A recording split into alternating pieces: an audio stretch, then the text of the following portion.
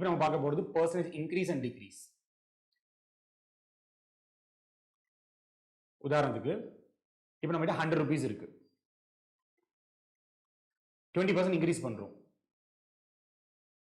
அப்போ வேல்யூ என்ன ஆகும்? 120 ஆகும். இப்போ மறுபடியும் 100 மாத்தணும்னா எவ்வளவு பர்சன்ட் டிக்ரீஸ் பண்ணணும்? நம்ம 20% நினைப்போம், அதுதான் தப்பு. அதுக்கான எக்ஸாம்பிள் தான் நம்ம ஆல்ரெடி கம்பேரிசன்ல பார்த்துட்டோம். இப்போ 120 இருந்து 100 குறைக்கும் போது பேஸ் 120 ஆயிடும். ஸோ 20 rupees குறைக்கணும். எங்க இருந்து? 120 ல இருந்து. அப்போ 20/120 போட்டோம்னா ஃபிராக்ஷன் என்ன வருது? 1/6. 1/6 என்ன பர்சன்டேஜ்? 16.6%. ஸோ ஒரு வேல்யூவை 20% இன்க்ரீஸ் பண்ணிட்டோம், மறுபடியும் ஒரிஜினல் வேல்யூ கொண்டு வரணும்னா 20% இன்க்ரீஸ் பண்ணியிருந்தா 16.66% குறைக்கணும். இதே ஃபிராக்ஷன்ல பார்த்தோம்னா 20% எவ்வளோ? 1/5 இன்க்ரீஸ் பண்ணியிருக்காங்க. அப்போ 1/6 என்ன வந்திருக்கு? டிக்ரீஸ் பண்ணணும். ஸோ இந்த கம்பேரிசன் ரொம்ப முக்கியம். 1/5 இன்க்ரீஸ் பண்ணா 1/6 டிக்ரீஸ் பண்றாங்க. இன்னொரு எக்ஸாம்பிள் பார்ப்போம். 30% இன்க்ரீஸ் பண்றோம், அதே 100 rupees 30% இன்க்ரீஸ் பண்றோம். அப்போ வேல்யூ என்ன வரும்? 130. இப்போ இந்த 130 மறுபடியும் நம்ம 100 மாத்தணும்னா எவ்வளவு குறைக்கணும்? 30 rupees குறைக்கணும். ஸோ 30/130 இருந்து குறைக்கிறதுனால 30/130 into 100 எழுதுறோம். அப்போ நமக்கு என்ன வரும்? 300/13. 2 times 0.307. ஸோ இது அப்ராக்சிமேட் தான் பண்ணி முடிக்க முடியும். 23.07 இந்த டெசிமல் பிளேஸை 2 பிளேஸில் நிறுத்திக்கிறோம். ஸோ 30% இன்க்ரீஸ் பண்ணோம்னா 23.07 டிக்ரீஸ் பண்றோம். To bring back to original value சொல்லுவாங்க. பழைய நிலைக்கு திரும்ப கொண்டு வரணும்னா எத்தனை பர்சன்டேஜ் நம்ம அந்த வேல்யூவை குறைக்கணும்? ஸோ 30% இன்க்ரீஸ் பண்ணியிருந்தா 23.07% குறைக்கணும். இதையும் ஃபிராக்ஷன்ல பார்த்தீங்கன்னா 30% என்ன? 3/10 இன்க்ரீஸ் பண்ணியிருக்காங்க. எவ்வளவு குறைச்சிருக்கும் ஃபிராக்ஷன்? ஆல்ரெடி பாருங்க, 3/13. ஸோ 3/13 குறைச்சிருக்காங்க. ஸோ நம்ம என்ன கம்பேரிசன் புரிஞ்சுக்கிறோம்? 1/5 இன்க்ரீஸ் பண்ணா குறைக்க வேண்டியது 1/6 இருக்கு. 3/10 இன்க்ரீஸ் பண்ணா குறைக்க வேண்டியது 3/13 இருக்கு. அதாவது இந்த நியூமரேட்டர் இருக்க வேல்யூவை டினாமினேட்டர்ல ஆட் பண்ணி குறைச்சிருக்கோம். இங்க 1 ஆட் பண்ணிருக்கோம், 1/6 ஆச்சு. இங்க 3 ஆட் பண்ணிருக்கோம், 3/13 ஆச்சு. அப்போ இத பொதுவா எழுதணும்னா என்ன எழுதலாம்? a/n ஒரு வேல்யூ இன்க்ரீஸ் பண்ணியிருக்கேன்னா பர்சன்டேஜ்ல a/n நம்ம இன்க்ரீஸ் பண்ணியிருந்தோம்னா அந்த வேல்யூவை மறுபடியும் பழைய நிலை கொண்டு வரதுக்கு a/n+a டிக்ரீஸ் பண்ணணும். இது ஒரு ஜெனரல் ஃபார்முலா வச்சுக்கலாம். a/n இன்க்ரீஸ் பண்ணோம்னா அந்த வேல்யூவை மறுபடியும் பழைய நிலை கொண்டு வரதுக்கு a/n+a இந்த ஃபிராக்ஷனை பர்சன்டேஜ் மாற்ற தெரியும் நமக்கு, அத்தனை பர்சன்டேஜ் குறைக்கணும். இதுதான் பர்சன்டேஜ் இன்க்ரீஸ் அண்ட் டிக்ரீஸ் முக்கியமான கான்செப்ட். இதை நம்ம ரிவர்ஸ் பண்ணி எழுத முடியும். அதாவது ஃபர்ஸ்ட் டிக்ரீஸ் பண்ணா என்ன பண்ணலாம்? ஃபர்ஸ்ட் இன்க்ரீஸ் பண்ணனால இங்க சிம்பிள் கீழே பிளஸ் வந்திருக்கு. அப்ப டிக்ரீஸ் பண்ணா வெரி குட் மைனஸ் வரும். ஸோ a/n டிக்ரீஸ் பண்ணியிருக்கேன். அப்ப பழைய நிலை கொண்டு வரதுக்கு நான் வேல்யூ மறுபடியும் இன்க்ரீஸ் பண்ணணும். எவ்வளவு இன்க்ரீஸ் பண்ணணும்? a/n-a இன்க்ரீஸ் பண்ணணும். இதுதான் பர்சன்டேஜ் இன்க்ரீஸ் அண்ட் டிக்ரீஸ் உடைய இம்பார்ட்டன்ட் ஃபார்முலா ஆர் ஈக்குவேஷன் சொல்லலாம். ஸோ a/n இன்க்ரீஸ் பண்ணா a/n+a குறைக்கணும் பழைய நிலை கொண்டு வரதுக்கு. ஸ்டார்டிங்லேயே டிக்ரீஸ் பண்ணியிருக்கோம், அப்போ a/n டிக்ரீஸ் பண்ணியிருந்தா a/n-a இன்க்ரீஸ் பண்ணணும். புரிஞ்சுதா? இதை பேஸ் பண்ணி சம் எக்ஸாம்பிள் பார்ப்போம். Price of cooking gas. Price of cooking gas increased by 20%. By what percentage the consumption, அதாவது யூஸ் பண்ற அளவு consumption should decrease so that the expenditure on gas is same. Expense மாறாம இருக்கணும். Expenditure on the gas same. ஒரு மாசத்துக்கு இவ்வளவு செலவு வச்சிருப்போம் இல்லையா, அந்த எக்ஸ்பென்ஸ் மாறாம இருக்கணும். ஸோ இதுக்கு பேசிக்கா ஒரு ஈக்குவேஷன் புரிஞ்சுக்கணும். நம்ம எவ்வளவு கன்சம் பண்றோம், அதோட பிரைஸ் என்ன, இதோடைய ப்ராடக்ட் தான் எக்ஸ்பெண்டிச்சர். இப்போ ஒரு கிலோ கிளாஸ் 10 ரூபாய் அப்படின்னா நம்ம 5 கிலோ கேஸ் யூஸ் பண்ணோம்னா 50 ரூபாய் செலவாகும் இல்லையா, அதுதான் consumption into price equal to exemption. So இந்த எக்ஸ்பென்ஸ் இருக்கு இல்லையா, இது மாறக்கூடாதுன்னு சொல்லியிருக்காங்க. இப்போ இங்கேயும் 10 ரூபா இருக்கு, இங்கேயும் 10 ரூபா இருக்குன்னா எக்ஸ்பென்ஸ் 100 ரூபா இருக்கும். இப்போ அடுத்த மாசம் நான் 100 ரூபாய் எக்ஸ்பெண்ட் பண்ணுவேன். ஆனா என்ன பண்ணிட்டாங்க, பிரைஸ் இன்க்ரீஸ் பண்ணிட்டாங்க. அப்ப கண்டிப்பா என்ன பண்ணி ஆகணும், கன்சம்ஷன் குறைச்சாகணும். இப்போ அதான் கேள்வியே, by what percentage consumption should decrease. இதை நம்ம டைரக்டா ஆன்சர் இருக்கணும்னா இப்போ நம்ம முன்னாடியே பார்த்த இன்க்ரீஸ் டிக்ரீஸ் கான்செப்ட் நம்ம மைண்ட்ல இருக்கணும்.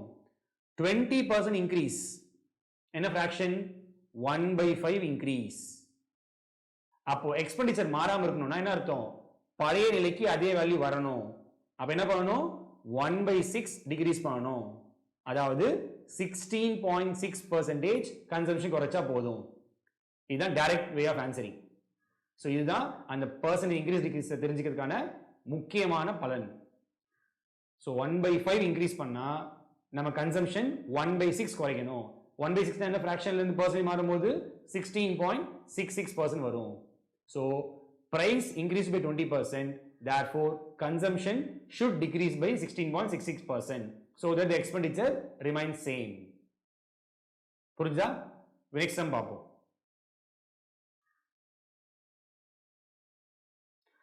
இந்த சம்ல electrical contractor purchases certain amount of wire கொடுத்திருக்காங்க. 10% of was stolen. After using 85% of remainder, he had left 47.25 meter. How much did he purchase initially? அதாவது ஒரிஜினலா இருக்கிற ஒயர் கேட்டிருக்காங்க, அதை நம்ம எக்ஸ் வச்சுக்கலாம். 10% stolen, மிச்சம் எவ்வளவு இருக்கும், 90%. இந்த லைன் நல்லா கவனிக்கணும்.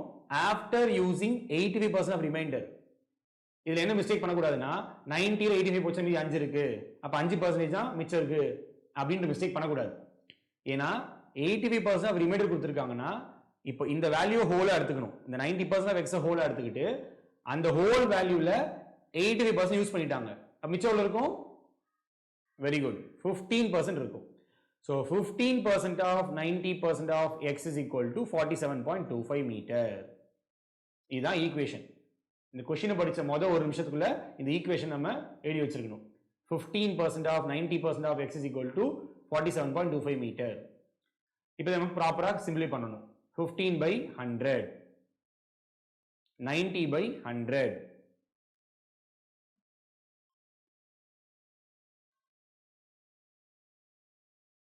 into x equal to 47.25. இந்த 100 நமக்கு போச்சுன்னா இந்த பாயிண்ட் கேன்சல் ஆயிடும். இன்னும் 100 மல்டிப்ளிகேஷன் வச்சுக்கலாம். அப்ப என்ன வரும், 15 into 90 into x equal to 4725 into 100. So ஒரு 0 கேன்சல் பண்ணிடும். இப்போ 4725 இது ஆட் பண்ணி பாருங்க. 4 plus 7 11, 11 plus 2 13, 13 plus 5 18. Sum of the number 18 வருது. அப்ப கண்டிப்பா இது மல்டிபிள் ஆஃப் 9. அப்ப 9 டேபிள் கேன்சல் ஆகும். So 5 9s are 45, 22ல 2 9s are 18, மீதி 4, நெக்ஸ்ட் நம்பர் 5 இருக்கு 45. அப்போ மறுபடியும் 5 டைம்ஸ் வரும். ஸோ 525 இங்க 15 இருக்குது. ஸோ இது 5 plus 2 plus 5 போட்டீங்கன்னா சம் 12 வருது. அப்போ மல்டிபிள் ஆஃப் 3 இருக்கு, லாஸ்ட் நம்பர் 5 இருக்கு. அப்போ இது எக்ஸாக்டா 15ல கேன்சல் ஆயிடும். ஏன்னா இது 3 டேபிளையும் டிவைட் ஆகும், 5 டேபிள் டிவைட் ஆகும். அப்போ கண்டிப்பா 15 டேபிள் டிவைட் ஆகும். ஸோ கேன்சல் பண்ணலாம். 3 15s are 45, மீதி 7, பக்கத்துல இருக்க நம்பர் 5, 75ல எக்ஸாக்டா 5 டைம்ஸ் வரும் இன்டூ 10. அப்போ ஆன்சர் என்ன வருது, 350 metre. So length of the wire purchased, total length எவ்வளவு பர்ச்சேஸ் பண்ணிருக்காரு, ஆப்ஷன் டி 350 மீட்டர். இதுதான் proper way of solving. Equation form பண்றோம், அது குயிக்கா சிம்பிளிஃபை பண்ணா நமக்கு ஆன்சர் கிடைக்குது. கிளியரா? நெக்ஸ்ட் டைம் பார்ப்போமா? செகண்ட் சம்மும் more or less same as first sum தான். 10% of cement is lost. நம்ம லாஸ்ட் டைம் என்ன பார்த்தோம், 10% stolen, இங்க 10% lost. அப்ப மீதி எவ்வளவு இருக்கும், 90% of x.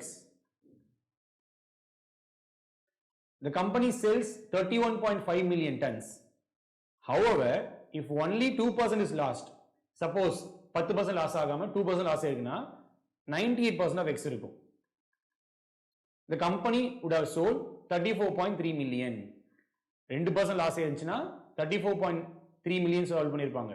10% போயிருச்சுன்னா 31.5 million sold பண்ணிருக்காங்க.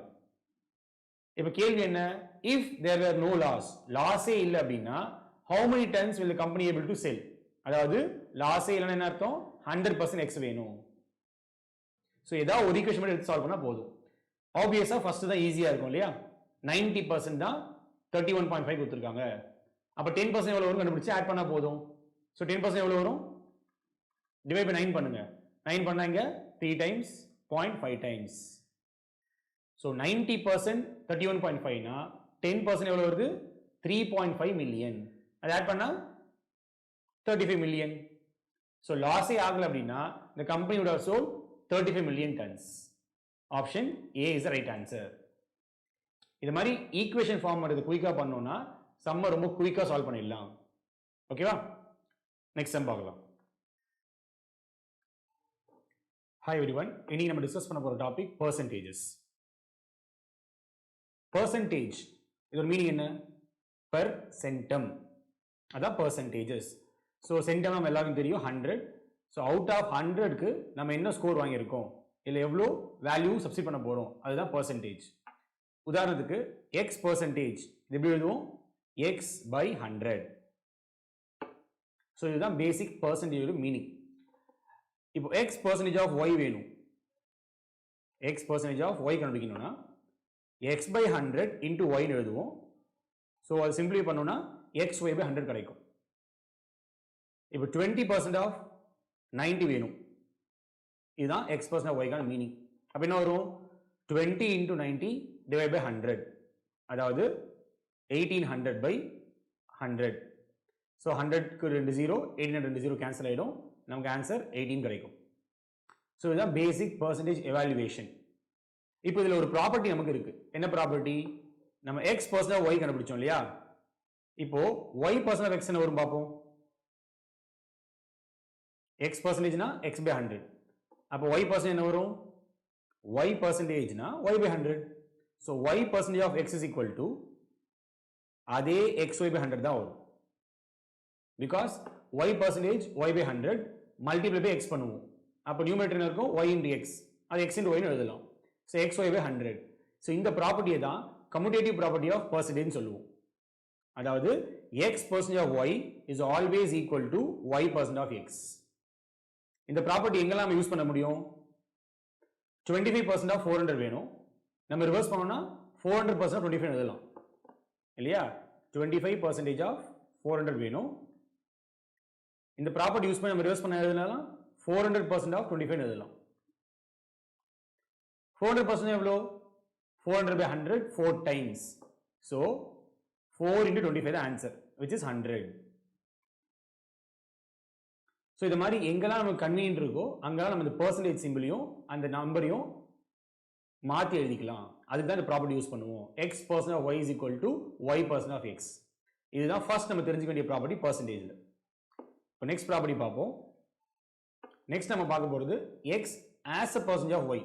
அதாவது எக்ஸ்ன்ற மதிப்பை as a percentage of y. ஒய்யின் அளவில் பர்சன்டேஜ் எழுதணும். எக்ஸ் ஒரு வேல்யூ இருக்கும், அந்த வேல்யூவை ஒய்யோட கம்பேர் பண்ணி பர்சன்டேஜ் எழுதணும். ஸோ கம்பேர் பண்ணும்போது நம்ம என்ன எழுதுவோம்னா எக்ஸை ஒய்யோட கம்பேர் பண்ணுறோம், அதனால எக்ஸ் பை ஒய் இன்டூ 100 எழுதுவோம். இதுதான் அந்த ரெக்வயர்ட் பர்சன்டேஜாக வரும். இது நம்ம சம் கே பர்சன்டேஜ் எழுதிக்கலாம்.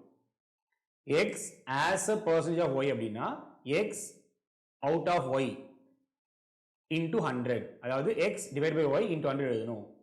உதாரணத்துக்கு 20 as a percentage of 120. Out of 120க்கு ஒரு ஸ்டூடெண்ட் 20 மார்க் வாங்கிடுமா வச்சுப்போம். இப்போ இந்த 20 மார்க்ஸ் அவுட் ஆஃப் 120 பர்சன்டேஜாக மாற்றணும். அப்போ என்ன பண்ணணும்? 20 அவுட் ஆஃப் 120 இன்டூ 100 பண்ணுவோம். இதுதான் x as a percentage of y. So 20 by 120 cancel பண்ணிங்கன்னா 1/6 வரும் இன்டூ 100, 16.66%. ஸோ இப்போ நம்ம என்ன முக்கியமாக தெரிஞ்சுக்கணும்? இந்த 1/6, 1/7 இந்த மாதிரி ஃப்ராக்ஷன் எல்லாம் பர்சன்டேஜாக மாற்றும் போது அதோடைய வேல்யூ உடனே தெரிஞ்சதுன்னா நம்ம கொஞ்சம் டைம் சேவ் பண்ணலாம். இப்போ மாதிரி அடுத்து பார்க்க போகிறோம். பர்சன்டேஜையும் ஃப்ராக்ஷனையும் எப்படி கம்பேர் பண்ணலாம்னு பார்க்க போகிறோம். ஸோ ஃபர்ஸ்ட் நம்ம என்ன பார்த்தோம்? X percentage of y equal to x y by 100 பார்த்தோம். அடுத்த property x as a percentage of y பார்த்தோம். இப்போ இதில் முக்கியமான விஷயம் என்னன்னா, இது நீங்கள் ரிவர்ஸ் பண்ணீங்கன்னா வேல்யூ சேமாக இருக்காது. அதாவது y as a percentage of x இது ரெண்டும் எப்பவுமே சேம் கிடையாது. இது சேமாக இருக்கணும்னா எக்ஸும் ஒய்யும் ஒரே வேல்யூவாக இருக்கணும். அதாவது எக்ஸ் இஸ் ஈக்குவல் டு ஒய்யாக இருந்தால் மட்டும்தான் இந்த வேல்யூ ஈக்குவலாக இருக்கும். மற்றபடி x as a percentage of ஒய்யும் y as a percentage of எக்ஸும் எப்பவுமே சேமாக இருக்காது. இங்கே நம்ம கொடுத்துருக்க எக்ஸாம்பிளே பாருங்க, 20 ஆஸ் அ பர்சன்ட் ஆஃப் 120 பார்த்தோம். இதே மாதிரி ரிவர்ஸ் பண்ண என்ன வரும், 120 ஆஸ் அ பர்சன்ட் ஆஃப் 20. அப்போ 120/20 வரும், இன்டூ 100 பண்ணுவோம். 120/20 எவ்வளோ, 6. 6 டைம்ஸ் 100னா 600% வரும். நம்ம ஃபர்ஸ்ட் பார்த்த ஆன்சர் 16.66%. இப்போ பார்க்குற ஆன்சர் 600%. இது ஒரு small proof. X as a percentage of ஒய்க்கும் y as a percentage of எக்ஸுக்கும் எப்பவுமே வேல்யூ சேமா வராது. சரி, இப்போ நம்ம சொன்ன மாதிரி பர்சன்டேஜ் டு ஃப்ராக்ஷன் இருக்கிற ஈக்குவேஷன்ஸை பார்ப்போம். அதுதான் பேசிக்காக நம்ம தெரிஞ்சுக்க வேண்டியது. அது தெரிஞ்சுக்கணும்னா கால்குலேஷன்ஸால் குயிக்காக பண்ணலாம். ஸோ பேசிக்காக நம்ம இந்த கான்செப்டில் கால்குலேஷன் குயிக்காக பண்ணால் டைம் சேவ் பண்ண முடியும். அதுக்காக தான் இந்த டூல்ஸ்லாம் தெரிஞ்சு வச்சுக்கணும். ஸோ 1 எழுதலாம், இல்லை 1/1 எழுதலாம். 100%. 1/2 எவ்வளோ வரும், கரெக்ட், 50%. 1/3 எவ்வளோ வரும், 33.3%. 1/4 எவ்வளோ வரும், 25%. 1/5 20%. 1/6 இப்போ தான் பார்த்தோம் இல்லையா, 16.66%. 1/7 14.2%. 1/8 12.5%. 1/9 11.1%. 1/10 10%. 1/11 9.09%. 1/12 8.33%. பேசிக்காக இந்த 1/1 ஆரம்பிச்சு 1/12 வரைக்கும் தான் மேக்ஸிமம் ப்ராப்ளம் யூஸ் பண்ணுவோம் நம்ம. அதனால இது வரைக்கும் நம்ம கண்டிப்பாக தெரிஞ்சு வச்சுக்கணும். அதனால நமக்கு நிறைய டைம் சேவ் ஆகும். ஸோ 1னா 100%, கடைசியாக 1/12 என்ன பார்த்தோம், 8.33%. இதில் சில நம்பர் மட்டும் ரொம்ப ஃப்ரீக்வெண்ட்டாக யூஸ் பண்ணுவோம். உதாரணத்துக்கு 1/3, 1/4, 1/5, 1/8, 1/6 எல்லாமே ஃப்ரீக்வெண்ட்டாக யூஸ் பண்ணுற நம்பர். 1/9, 1/11, 1/10. இப்போ இதுலேயே கூட 1/4, 1/5 எல்லாம் கொஞ்சம் ஸ்பெசிஃபிக்காக நோட் பண்ணீங்கன்னா 1/4 எவ்வளோ, 25%. 1/4 எவ்வளோ வந்துச்சு, 25%. இப்போ இந்த நம்பரை நம்ம 4 இருக்கிறதுக்கு 25யும் 25 இருக்கிறதுக்கு 4 மாற்றலாம். அதாவது 1/25 போட்டோம்னா அது 4% வரும். இந்த இன்டர்சேஞ்சிங் ப்ராப்பர்ட்டி நமக்கு தெரிஞ்சிருக்கணும். 1/4 வேல்யூ 25%. அதே மாதிரி 1/24 வேல்யூ 4%. ரெண்டு நம்பரும் அதோட இடத்தை மாற்றிக்கும். அந்த பிளேஸ் ரெண்டையும் நம்ம ரிவர்ஸ் பண்ண முடியும். அதே தான் 1/5க்கும். 1/5 20% பார்த்தோம். அப்போ 1/20 5% வரும். அதே மாதிரி தான் 1/8 எடுத்துக்கோங்க. 1/8 12.5%. அப்போ 1/12.5 வந்துச்சுன்னா அதுக்கு 8%. இந்த ட்ரிக்ஸ்லாம் நமக்கு தெரிஞ்சுன்னா சம்ஸ் எல்லாம் குயிக்காக சால்வ் பண்ண முடியும். ஓகேவா? இப்போ இதை பேஸ் பண்ணி ஒரு எக்ஸாம்பிள் சம் பார்ப்போம். ஓகே, ஸோ பேசிக்காக பர்சன்டேஜ் கான்செப்டில் இந்த சம் எப்பவுமே உங்களுக்கு ஞாபகம் இருக்கணும். A is 20% more than B. A is 20% more than B. Then by what percentage B is less than A? இதை percentage comparison சொல்லுவோம். A is 20% more than B. So A B யோட அதிகமாக இருக்காரு. Then by what percentage B is less than A? இந்த கேள்விக்கு most common error சொல்லுவோம். அதாவது பெரும்பாலும் ஸ்டூடெண்ட்ஸ் பண்ற மிஸ்டேக் என்னன்னா, A 20% மோரா இருக்கு, அப்ப B 20% லெஸ் அப்படின்னு ஆன்சர் எழுதிடுவாங்க. அந்த ஆப்ஷனும் இருக்கும், B 20% less than A. அது கண்டிப்பா தப்பான ஆன்சர். ஏன் அது தப்பான ஆன்சர்னா, இங்க A 20% more than B ன்னு சொல்லும் போது B கம்பேர் பண்ணி A அதிகம்னு சொல்றாங்க. அதே மாதிரி நமக்கு by what percentage B less than A ன்னு கேட்கும்போது A கம்பேர் பண்ணும்போது, அதாவது இப்போ A ஓட வேல்யூ தான் ஒரிஜினல் வேல்யூ எடுத்துக்கணும். அந்த வேல்யூ கம்பேர் பண்ணும்போது B எத்தனை பர்சன்டேஜ் கம்மியா இருக்கான்னு கேட்டிருக்காங்க. அது ஒரே நம்பர் வராது. இதோடைய ப்ரூஃப் தான் நம்ம x as a percentage of y-யும் y as a percentage of x-ம் ஒரே வேல்யூவா இருக்காதுன்னு பார்த்தோம். சரியா? இப்போ இந்த சம் எப்படி சால்வ் பண்ணலாம்னா, A-வை B-யோட கம்பேர் பண்ணியிருக்காங்க. அப்போ B-க்கு ஒரு வேல்யூ கொடுப்போம். யூஸ்வலா பர்சன்டேஜ் 100 தான் கொடுப்போம். So B 100. அப்போ A என்னவா இருப்பாரு, 20% more than B-ஆ இருப்பாரு. அப்போ 120. இந்த 120 எப்படி வந்துச்சு? நம்ம 20 டேரக்ட் ஆட் பண்ணிடல. 20% ஆஃப் 100 கண்டுபிடிக்கிறோம். 20% ஆஃப் 100 எவ்வளோ வரும்? 20. அதை நம்ம ஆட் பண்ணுறோம். ஏற்கனவே 100 வேல்யூ ஆட் பண்ணால் 120 வந்துச்சு. இதான் ரொம்ப முக்கியம். ஓகே 20% அதிகமாக இருக்குது, ஸோ 120 போட்டாங்க. எப்படி நமக்கு தெரியணும்? 20% ஆஃப் பி கண்டுபிடிச்சு அதை ஆட் பண்ணுறோம் பி கூடயே. அதனால பி நம்ம 100 எடுத்தோம் ஈஸியாக இருக்கிறதுக்காக. ஸோ 20% ஆஃப் 100 20, அதை ஆட் பண்ணோம்னா 120 வரும். இப்போ இதுதான் பியோட வேல்யூ, இது ஏவோட வேல்யூ. இப்போ நமக்கு வேல்யூ வைஸ் பார்த்தா எவ்வளோ கம்மியாக இருக்கு? பி 100 ஆகும், ஏ 120 இருக்கு. அப்போ ஏ விட பி கம்மியாக இருக்கு, அது ரொம்ப கிளியராகவே தெரியுது. எவ்வளோ கம்மியாக இருக்கு? ஆஸ் அ வேல்யூ 20 கம்மியாக இருக்கு. நமக்கு ஆஸ் அ பர்சன்டேஜாக வேணும். தென் ஏனா கம்பேர்ட் டு ஏன்னு அர்த்தம். ஸோ 20 கம்மியாக இருக்கு when compared to 120. அப்போ என்ன பண்ணணும்? 20 by 120 into 100 எழுதணும். அப்பதான் எத்தனை பர்சன்ட் கம்மியாக இருக்குன்னு தெரியும். ஏவோட வேல்யூ 120. 120 கம்பேர் பண்ணும்போது பி கிட்ட 20 கம்மியாக இருக்கு. ஸோ 20 by 120 100 எழுதணும்னா 20 by 120 எவ்வளோ? 1/6. 1/6 ஆன பர்சன்ட் என்ன பார்த்தோம்? 16.66%. அப்போ என்ன ஆன்சர் எழுதலாம் அதுக்கு? B is 16.66% less than A. இது ஒரு பேசிக் பர்சன்டேஜ் கம்பேரிசன் ப்ராப்ளம். இது நம்ம இன்னும் நோட் பண்ணணும். A 20% more than B இருந்தா B less than A 16.66% less than A வா இருக்கு. சேம் நம்பர் ஆன்சரா வரல. இதை நோட் பண்ணிக்கணும். A 20% more than B இருக்கு. B less than A வா இருக்கு. வாட் பர்சன்டேஜ் கேட்டா 16.66% ஆன்சர் வந்திருக்கு. சேம் பர்சன்ட் ஆன்சரா வராதுன்றத எல்லாரும் நோட் பண்ணிக்கணும். ஓகே, இப்போ நம்ம 3 கம்பேரிசன் போவோம். இங்க ஏபி தான் கம்பேர் பண்ணியிருக்கோம். சப்போஸ் இப்போ ஏபிசி கம்பேர் பண்ணா என்ன பண்ணலாம்? ஸோ ஏ 25% more than B எடுத்துப்போம். A 25% more than B. B 10% less than C ன்னு கொடுக்குறாங்க. Then by what percent A is more or less than C? நமக்கு more or less கூட தெரியாது ஃபர்ஸ்ட். அதையும் நம்ம கண்டுபிடிக்கணும். Then by what percent A is more or less than C? So A 25% more than B னா நம்ம ஏற்கனவே some பார்த்தோம் இல்லையா, அதே கம்பேரிசன் தான். ஸோ ஏவும் பியும் கம்பேர் பண்ணியிருக்காங்க.